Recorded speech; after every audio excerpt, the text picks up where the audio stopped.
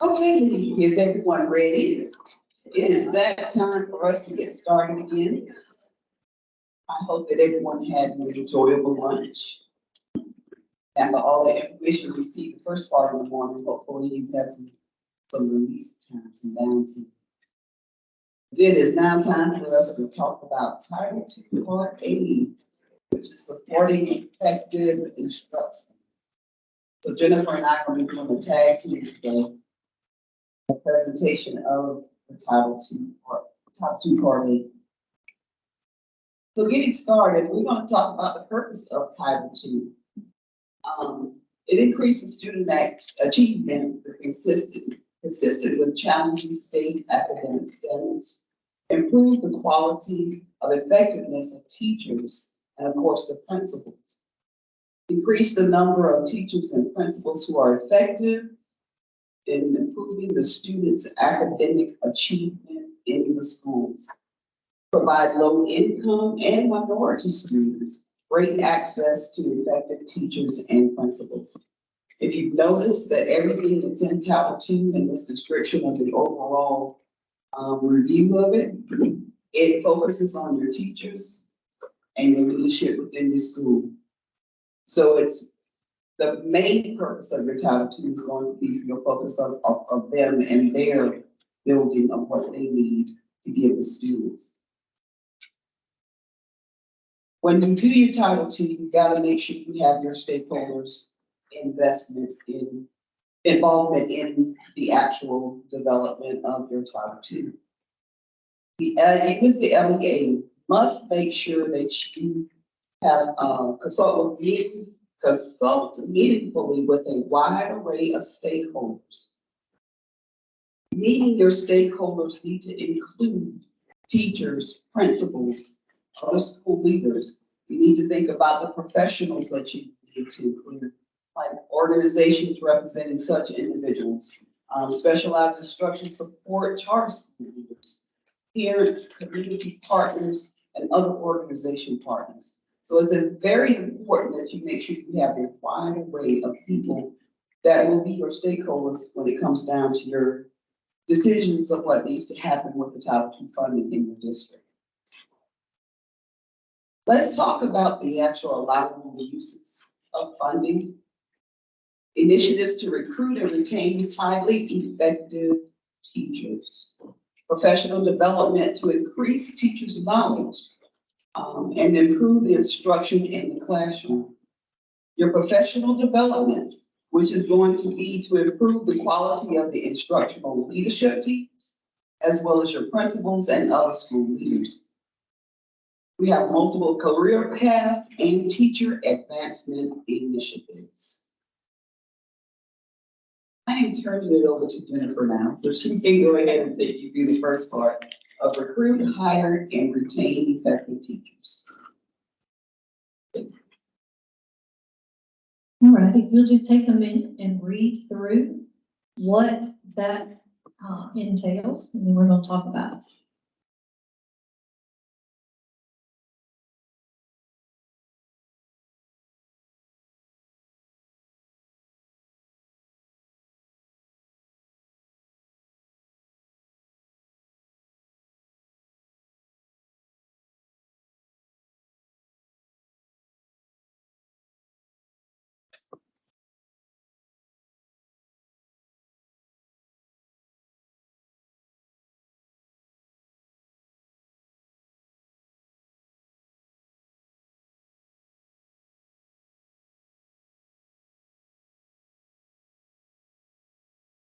Okay, take a minute and talk at your table about what your district does that relates to what we have up here, just this piece.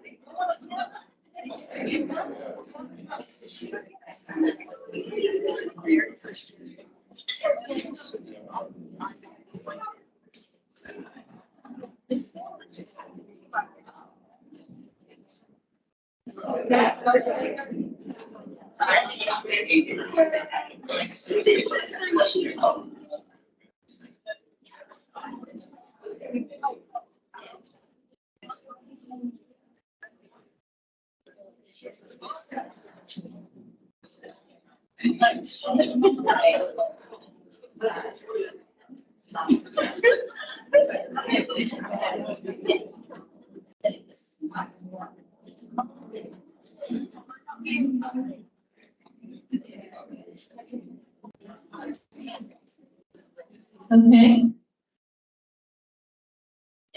We all know that getting good teachers these days is a hard task.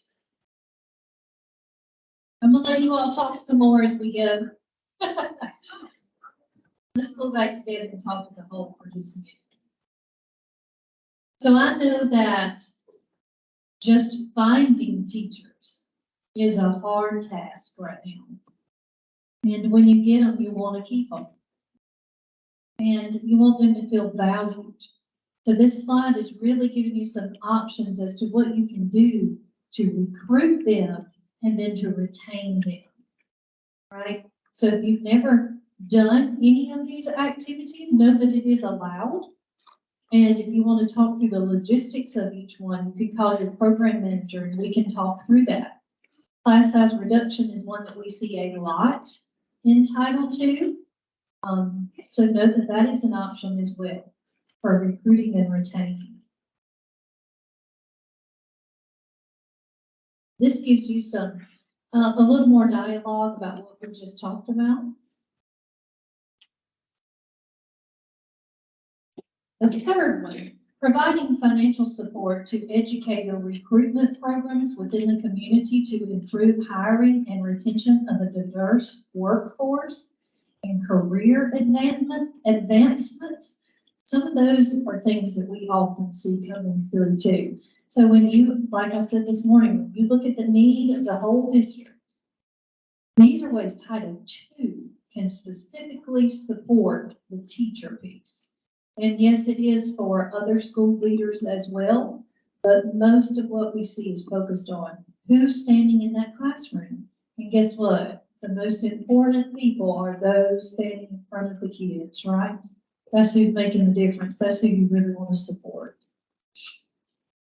Okay, class size reduction. The LEA may reduce class size by creating additional classes in a particular grade or subject and placing qualified teachers hired with program funds in those classes. Something to keep in mind, though, is that these funds cannot be used to meet state or local class size requirements. The district has to do its part, and then we come on top of. This one holds to the old supplement, not supplant. Class size reduction cannot be used for gifted or special ed programs. Okay. For the monitoring team, I'll put in this plug. This is what they're looking for when they audit Title II. They're looking to see a worksheet, a master schedule, and then it very much will tell you, these slides will tell you exactly what that schedule will look like that they're looking for, and semi-annual certifications. If you want to put this stuff in GEMS, you can, in the related documents section. That's an easy pull for any of us, whether it's the CFA team or the COM team, we could pull it and see all that required documentation. What's the definition of professional development? I will tell you, one of the things that we really look at is that the PD is not like a standalone top, like a one-day workshop. Title II really wants to hone in on sustained professional development, something that is more than one day. And so intensive, collaborative, job-embedded, data-driven, and classroom-focused. So that really hones in on the definition for Title II's professional development.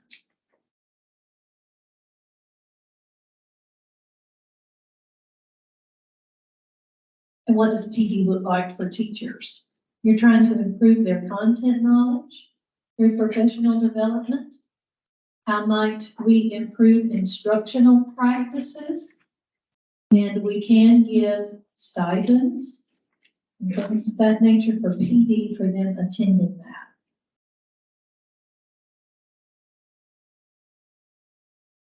Okay, this gives you an example of the difference between a supplement and a stipend, and it talks about substitutes. Substitutes can be funded from Title II for time that teachers are out of the classroom attending a Title II funded PD. So keep that in mind. For Title II, if you're putting in a substitute, it's got to be for the PD that Title II is paying for in that grant.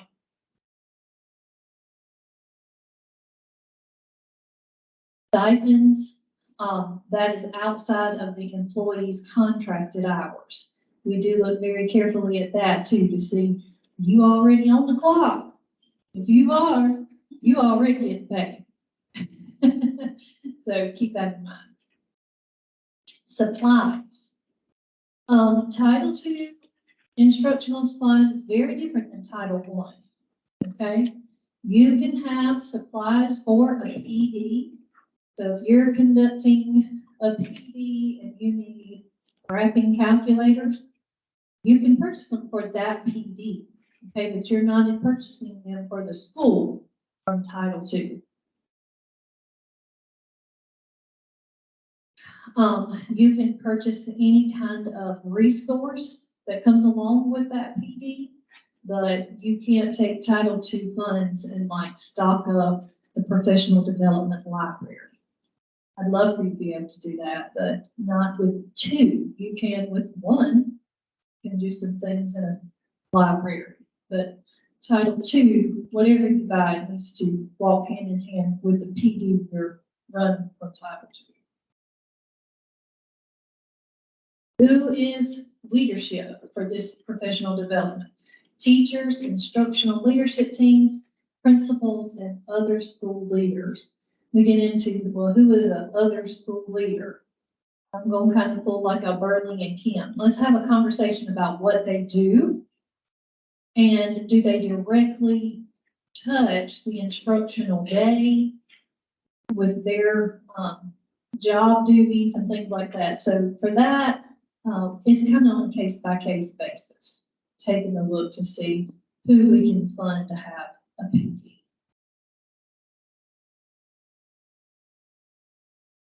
Okay.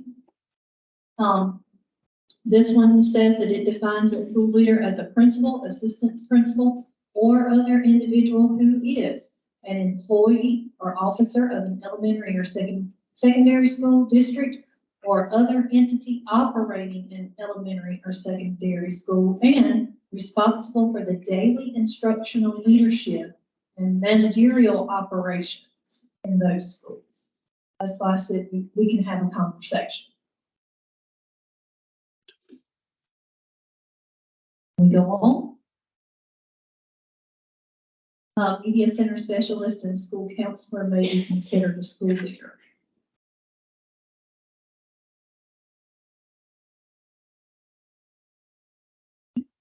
More about PD leadership, professional development to help principals and superintendents become outstanding managers and educational leaders.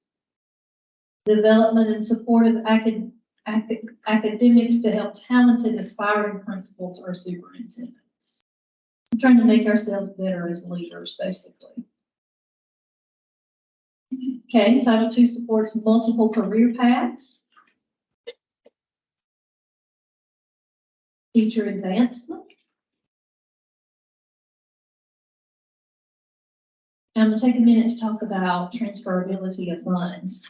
You got a handout yesterday about the procedures for transferring funds. I want to take a minute to really talk through the expectations for transferring funds. Something I would like to see is that if you decide you want to transfer Title II to Title IV, as an example, if you're wanting to transfer those funds, you will find the transfer fund, the transfer form in GEMS on the website, or you can ask the program manager for it. It needs to be filled out before GEMS is submitted. Okay, so it needs to come to the program manager. The program manager will come and talk with me about why you're transferring, your desire to transfer, how much you want to transfer, and then I will sign the form. It'll come back to you, and then it will be uploaded in GEMS. Okay, and all of those procedures are scripted out on that handout that you got yesterday. But there is one blurb here that I think is really good, that LEAs must consider how the transfer will impact their required set-asides in Title I and equitable services. If you're going to transfer into Title I, you're really going to have to take some things into consideration, like the set-asides, because we have to, Theresa and I will have to see how much more should you be offering the private schools if you're transferring money in. They have to be consulted. That parent involvement, we have to look at that reservation.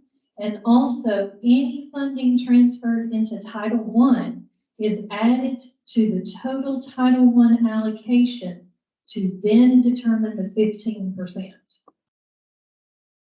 So there's a lot to take into consideration if you're transferring into one.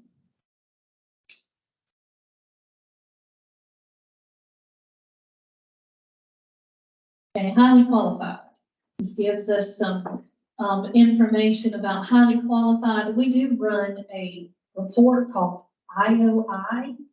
That's something that's run from the State Department level. Parents' right to know. This requirement has not been removed from the law. The LEA must notify parents in a format that is understandable. So that means if you need to translate it, whatever you need to do, they need to understand what they're receiving. In a medium that will reach all the parents in a language that the parent will understand. Ensure the notification includes the principal's contact information, the school or the LEA's name, and the date of the notification.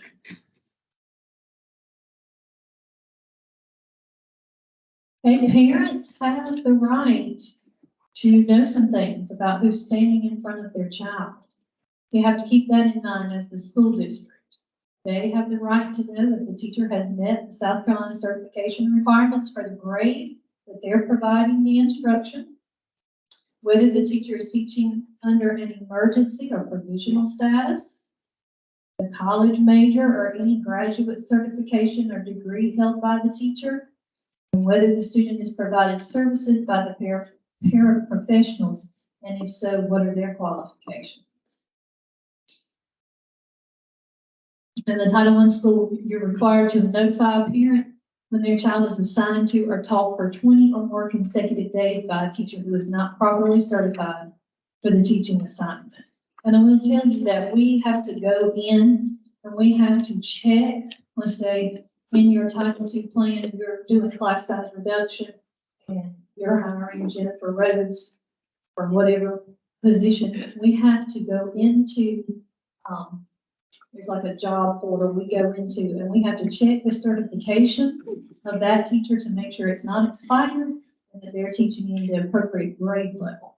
So we're checking behind you if Title II is going to help fund a class size reduction teacher. Supplement NISA plan, I talked about this a while ago. Title II is to come on top of what the district is already supposed to be providing. In layman's terms.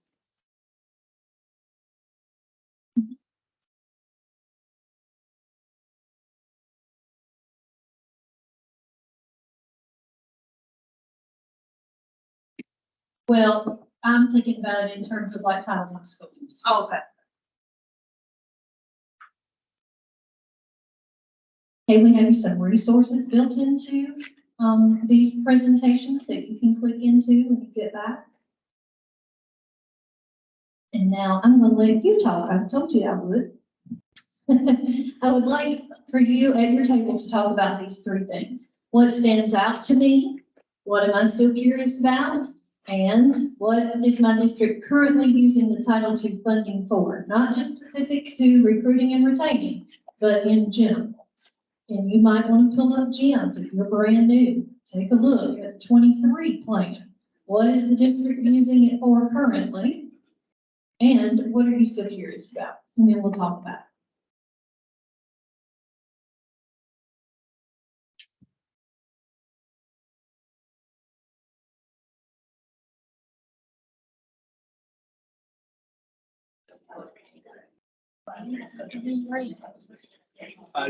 If we're recording for over 2.5 hours, yes.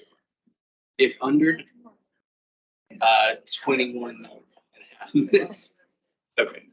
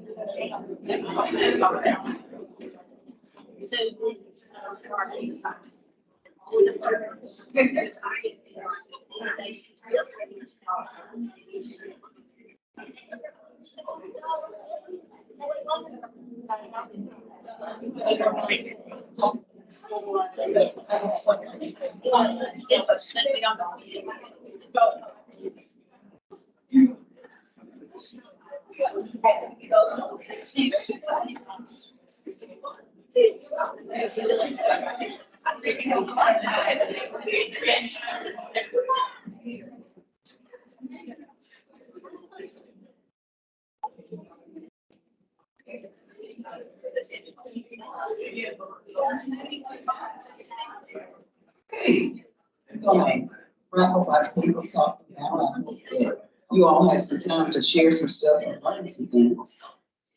And at this point, we're gonna go ahead and move forward and talk about private schools. It's not everybody's favorite field, but of course, I'm here to discuss it with you. I am the state ombudsman for private schools, so if you have any problems with any private schools within your district, I am the person that you contact. And trust me, your program manager has been forwarding that information to me.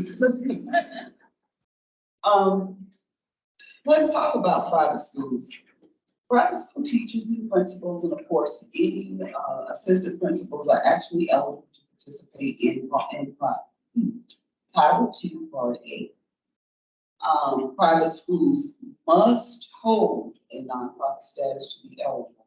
And not only is that true with Title II, it's true with all of your titles that they would like to participate in. They have to be nonprofit and must show it to you. If they refuse to show it to you, their status, then you can actually decline them services. Two options. Private schools actually have the opportunity to participate with the school, or you can, as the LEA, do it on a separate individual basis for them. So there's PD that you have for your particular teachers in your district. They are allowed to participate and you can offer that to them. Invitation to participation. Each year, each one of you should be making sure that you are contacting every single private school that's within your geographical location. Of course, that is within your district. The only time you step outside of your district or extend an offer, it will be through Title I. Because Title I, you need to make sure you're getting all the kids covered. And when I say all the children, if you are living in a particular county and you know that you have children going into maybe a separate county altogether that's going to a private school, you should be reaching out to that private school and asking them if they would like to participate in Title I. And of course, that is for Title I only. You need to, again, send it out within the boundaries of your district for involvement in the next fiscal year. So which means you should have always had your meaningful consultation with all of your private schools. Therefore, you need to make sure next year that these schools, you reach out to the schools and speak to them about the possibility of participating. You need to make sure that everything is going to be done in a timely fashion. I cannot stress that enough to you because a lot of private schools are saying, I have some, I'm not going to say a lot, that have reached out to say that districts are not reaching out to them in a timely manner. When I actually have to take and do the research on it, I'm finding that it is sometimes a true statement. So please make sure that you are mailing this in a timely fashion so they can have time to attend your meetings and participate if they decide. Make sure you're doing it with a registered receipt, I would say certified mail. That way you can have a signature card returned to you to have proof whether they are going to accept it, whether they accepted this letter or it came back to you because they did not receive the mail. Either way, you need to make sure that you're holding on to all this information because it does need to be documented. Coordinating with other federal programs is a thing that can be done because a lot of us are wearing more than one hat and when it comes down to the federal programs. So if you're doing all of your consultations for Title I, you can include your private schools within that and ask them about the participation between Title II and Title IV as well. Simple allocations when it comes, simple calculation when it comes to the allocations. You're just going to take the total number of your private schools, your public school students, and your actually participating private school students. Total number of all together is added together, and that's where you get your allocation for your per pupil. Per pupil amount times the number of students enrolled in the participating private school gives you your private school allocation. This is just an example of what of the calculations, and I can let you look at that for a moment.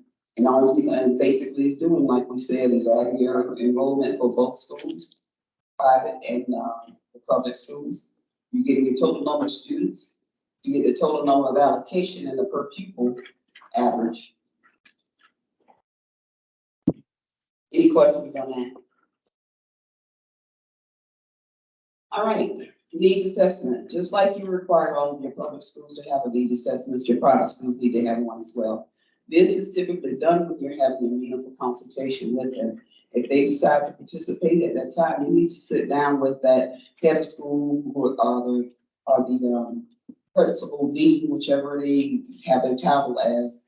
And you need to make sure that you're having that meeting with them in a timely and meaningful consultation.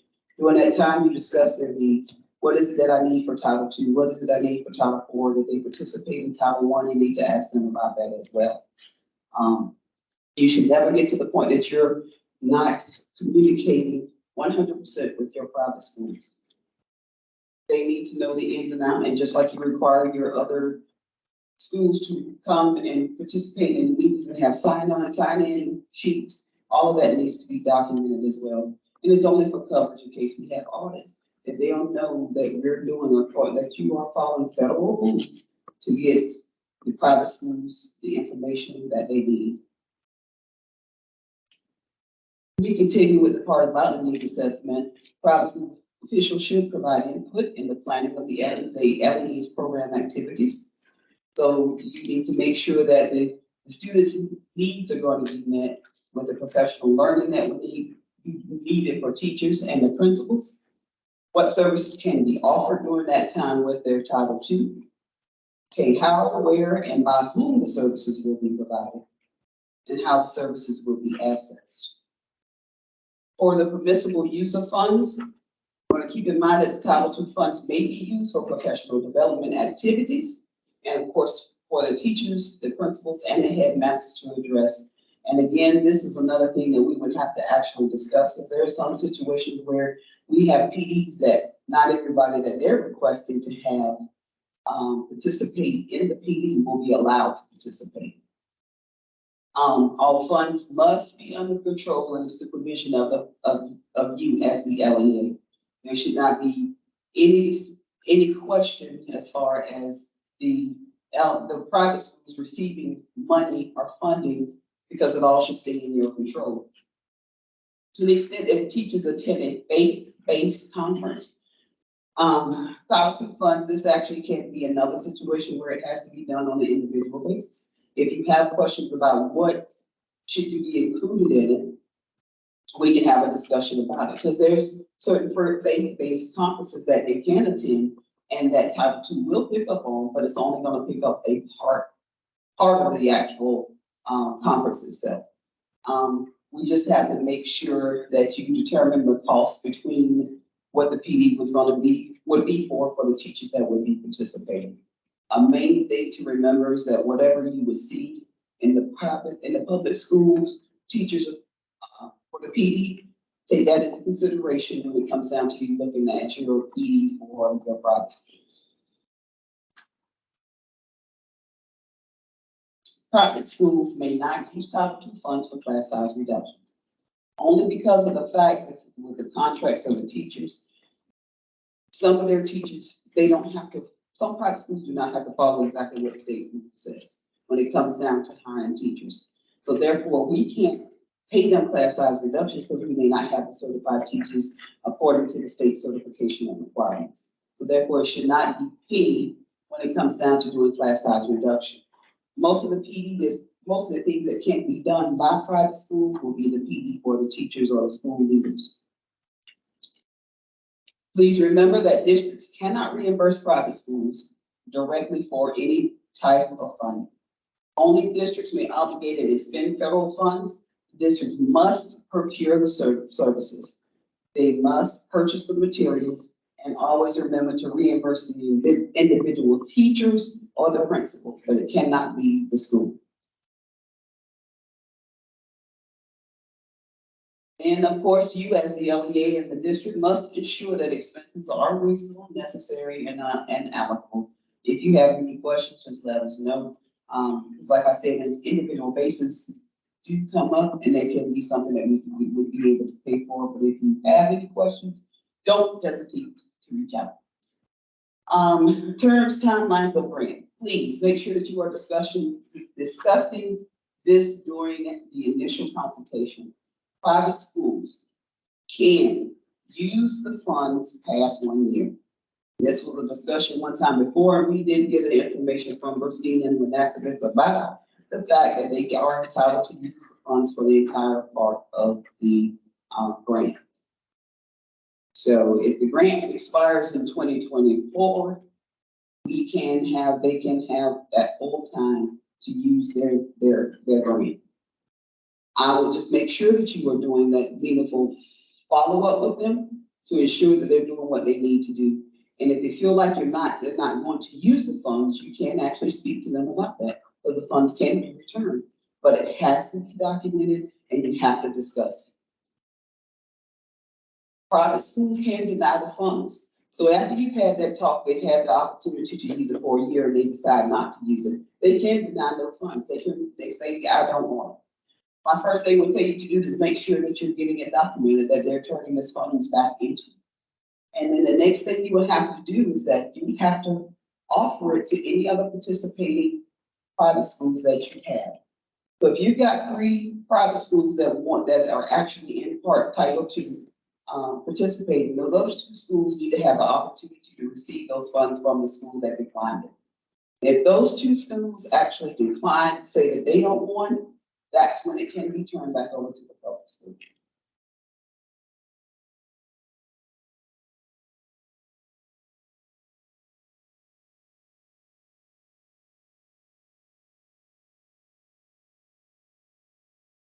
It would be on equal basis. It wouldn't be one higher than the other, whatever the per pupil is that you have for, yes.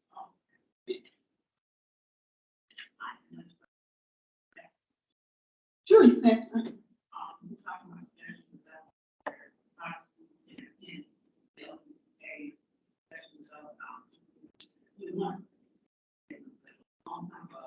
They had a choice that they want the money themselves, they could do their PD. Or they could choose not to do it and participate in the district. Now you're saying they do both. Either or, it's either or. It's still the same. It's nothing's changed. So they can do theirs if they choose to, and if not, you can include them in yours. Title 1, What's that? this right here. It does, all of your titles. They have the opportunity to use it. And I know that it's been a confusion, and last year we had a discussion, but we did talk to Tiffany to get this clarified, that it was receiving the messages to actually get this clarified. But they do have the opportunity to use it the entire time of the actual grant. But again, at the end of that year, you need to have that discussion with them to find out if that's what they intend on doing, using this money. If not, you go through the steps of making sure. But if you have somebody that is another school that is participating, please make sure that you are asking that school first before you put those funds back into the books.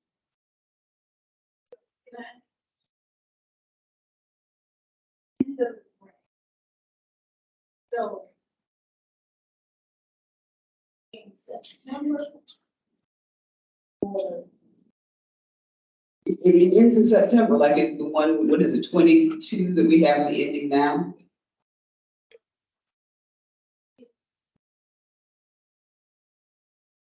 maybe not September, and spend it by December. Is that what we're saying? You're going to follow the same procedure when it comes down to the spending of the funds. So yes, it's not going to change anything as far as the way we do it. If you're doing it now for Title II for the public schools, you can do the same thing for the private schools. It's just with this particular statement, we just need to, a lot of people are cutting them off after that year. If they're not spending that money within their year, they're pulling it back from them, and that's not the proper procedure to do. That's the main thing that they wanted us to clarify. Any other questions?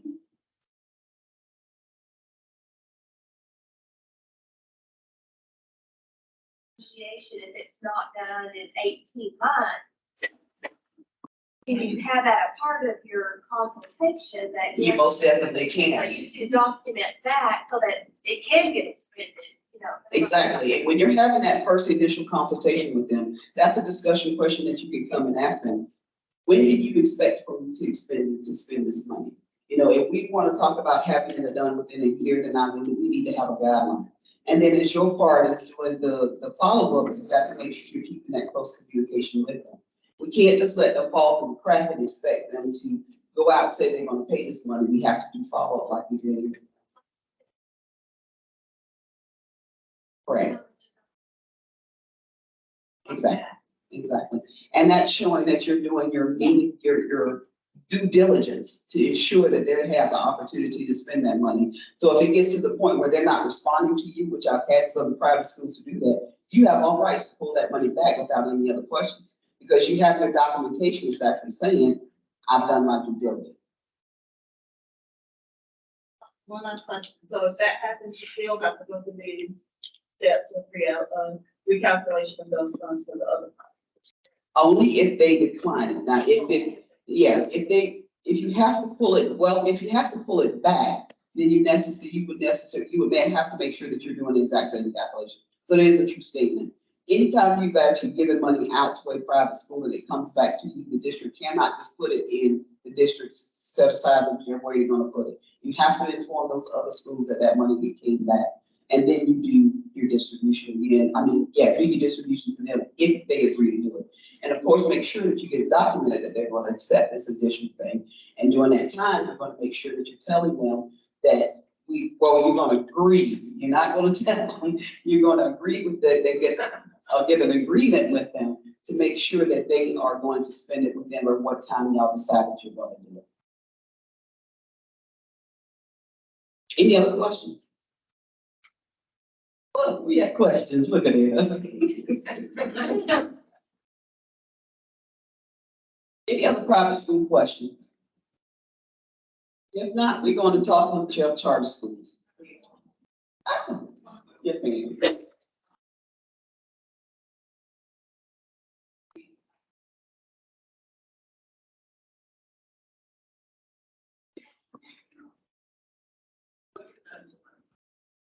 The exact same thing that you have for your schools. Because they're going to be required to spend, you can't spend over a certain amount is up for type technology. And when they do technology, you need to make sure that it's tied into some type of project that they're doing. Safe and healthy, well-rounded, whatever is going to be the standard for that, that's what you take in for private schools. It's just that you need to make sure you're having that talk between, again, that time and the consultation that you.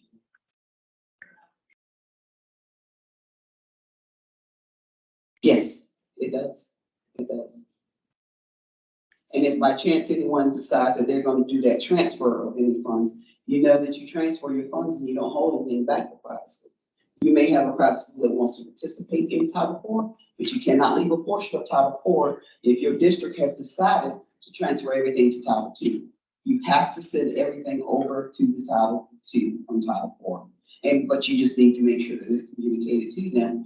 Because you're pretty sure you know pretty much firsthand what you're going to do when you're doing the transfers anyway. You're going to know ahead of time. So you just go ahead and transfer and let the private school know that it's being transferred. Although you're interested in actually participating in Title IV, we're not doing Title IV because we're transferring our funds.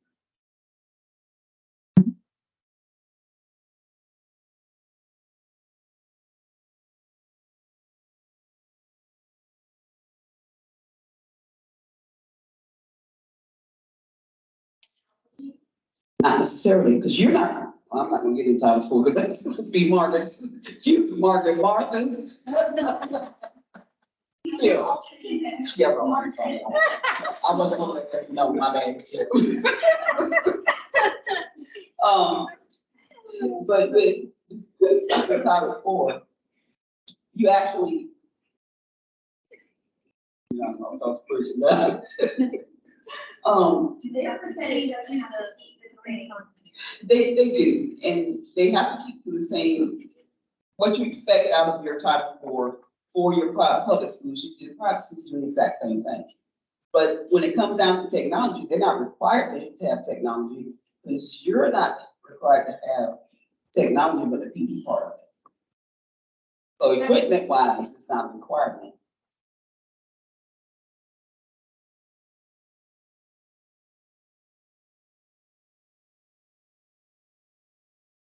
Right. They do. They should. Well, that's a portion that came up last year. That's a thing that we have to focus on. Yeah. They follow whatever we have for the Title IVs, the Title IIs, whatever requirements are there, they're supposed to have the exact same requirements.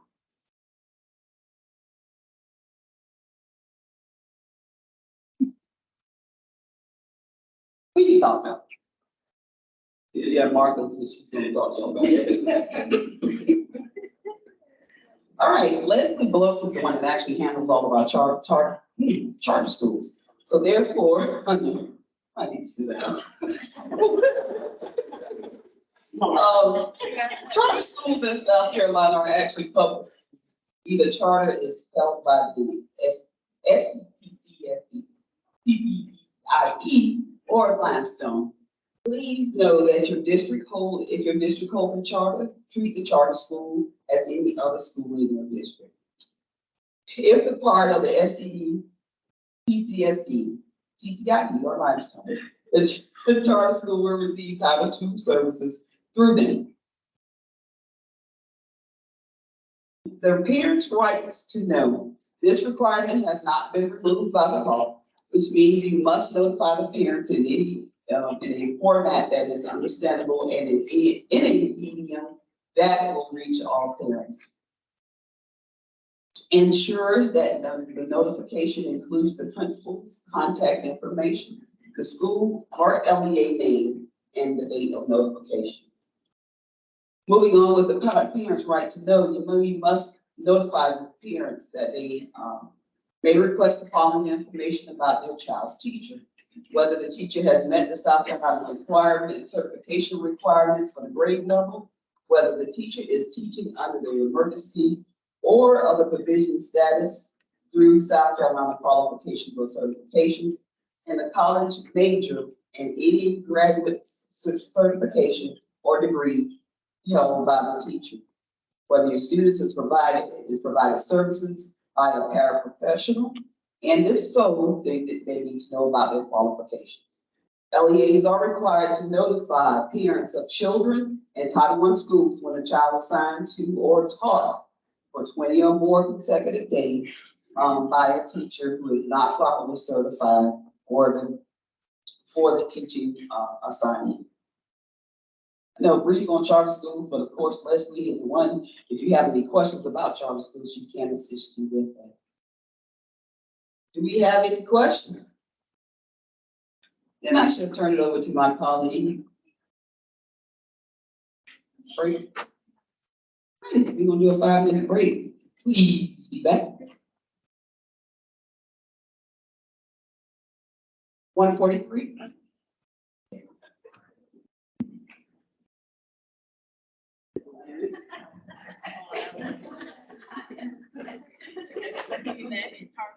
I know.